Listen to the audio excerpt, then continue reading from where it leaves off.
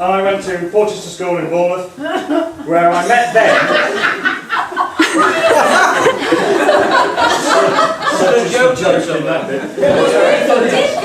I met Ben during a school trip to Paris in the summer of '69.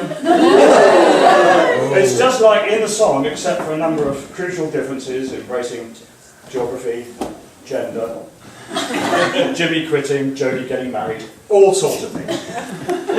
More relevant to us was the fact that we'd missed the Paris uprising of 1968 by just 1 year.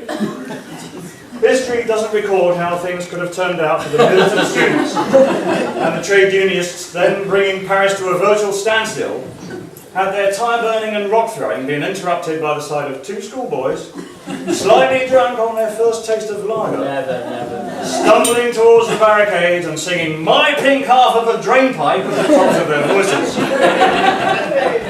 History doesn't record this because it doesn't generally deal in abstract principles or retrospective hypotheses.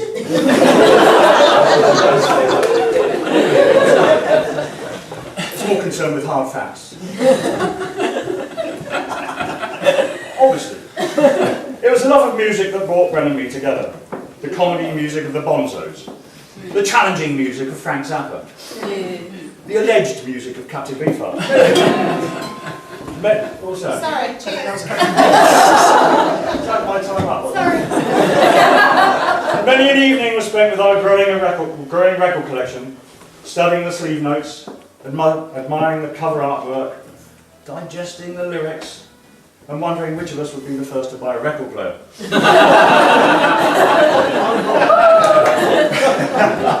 But Ben and I have somewhat inevitably grown apart these past 30 or so years. And with the passage of time, it has become difficult for me to remember a great deal about him. Not Ben at all. I recall a boy at school, a smart, likeable guy, who somehow managed to combine popularity with cleverness. That was Mark. So I asked him, do you remember anything about Ben? He reminded me about the careers advisor. Now this was a guy who used to turn up at school from time to time and say, my advice is to get a job. It's nice work if you can do it.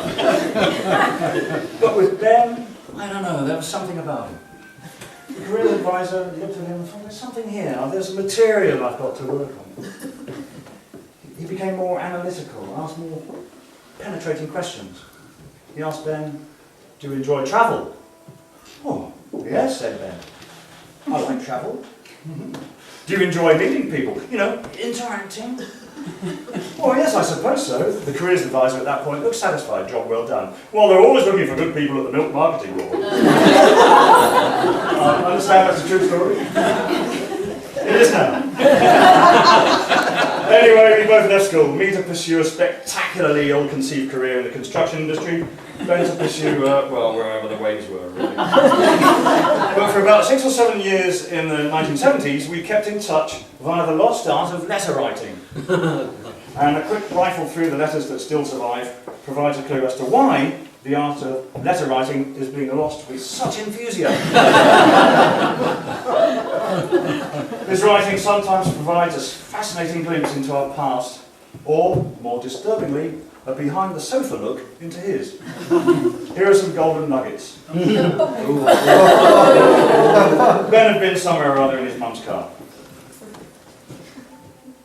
As I drove back, I was sitting in the car. Now this is good, because this shows at an early age that he recognises that one is almost always accompanied by the other. As I drove back, I was sitting in the car. Is this true? Is this the... As I stand here today, burning up. And I was turning the wheel in short arcs of approximately 10 degrees. As I came to a corner, I tried to guess how many turns of 10 degrees it would take to get round. I was ever so involved in this. That letter, for historians amongst us, was dated Wednesday. This was later, he's living in Wales, I think. Next week I'll be in Bournemouth with my new van. The van costs £200, so it shouldn't go wrong.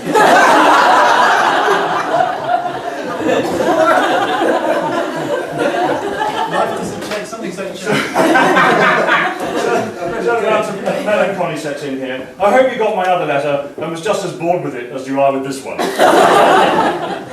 Then one day in 1974, Ben briefly shows his spiritual side. God is the shortest distance between 0 and infinity. In capital letters, exclamation marks at the end. A few months later, it's quickly back to normal. Knick-knack, paddywhack, give a dog a humanoid. It was the 70s. It was a different world. Ben tries his hand at poetry. I'm hearing a buzz from a bee. She's sitting right here upon my knee. Will she sting or will she not? I hope not, because it fucking hurts.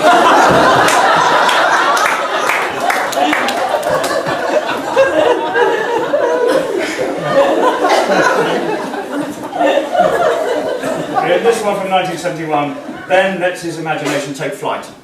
Presumably after hearing a phasing effect on a record. This is all the rage. Ichiku Park was one of them, where everything goes all swirly, like that. Hey! He says. It's all right, mate. I'm only here in front of the letter. Hey! Have you ever thought what it'd be like if you phased backwards? Better still talk backwards. For example, Slim Niv said Slim Nivet, which is your name backwards, then play the tape of that backwards. Wow! Suddenly you have second thoughts. It probably wouldn't work. Oh well. Many letters came from Gwent, which were franked with a slightly surreal message such as postcodes help to speed the mail, a self-grip wrench from Newport Hales. I don't understand that. But they were very proud of Gwent of their self-grip wrenches. Not to be outdone by this, the letter inside one such envelope read thus. Haven't seen you for some time. Hope you're still playing your buzzsaw. I saw George last week. Apparently he's living around a pithead. I met your friend, the one without an organ, at a party last night. Didn't speak, too busy fixing up the sledge. I must go, there's a rose bush at the door. See you at the convention? Morris Retard. What's all that about? Why is it worth a stamp? And finally, one of the best sentences I've ever read in my life is this one from 1974. I'm going to stop writing now because I am wearing off.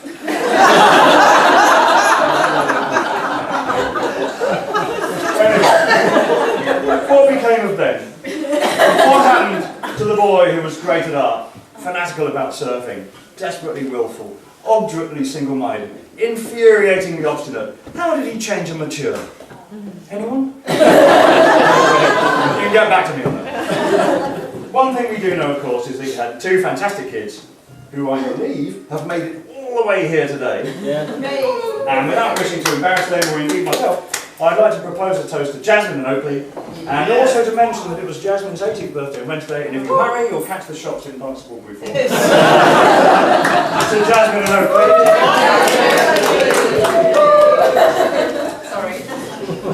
Another thing we know, making a total of 2 so far, is that he met a wonderful young woman called Liza. Of course, Ben and me had stopped writing letters to each other by this time, of course, so one can only imagine what happened that first time they met in one of the art rooms at North Devon College. There's radiant Liza, looking demurely up at Ben through fluttering eyelashes, summoning up the courage to say, for the first time, "Hi, you must be Ben. I've heard a lot about you. Perhaps we could have coffee sometime." And there's Ben, looking back, seeing Liza probably for the first time. You're standing in front of the window, I can't see. Pure conjecture. I only know that on the occasions that Carol, my wife, and I have met Ben and Liza, they have been every inch the happy couple. The kind of people who look made for each other, who fit together like pieces of a jigsaw, or letters on a game of Scrabble, which reminds me it's my time to go on the Scrabblers. It's a fantastic privilege to know them and a beautiful occasion to be part of, so I'd like to propose my second and final toast to Ben and Liza and Ben, whatever, to the happy couple. Thank you.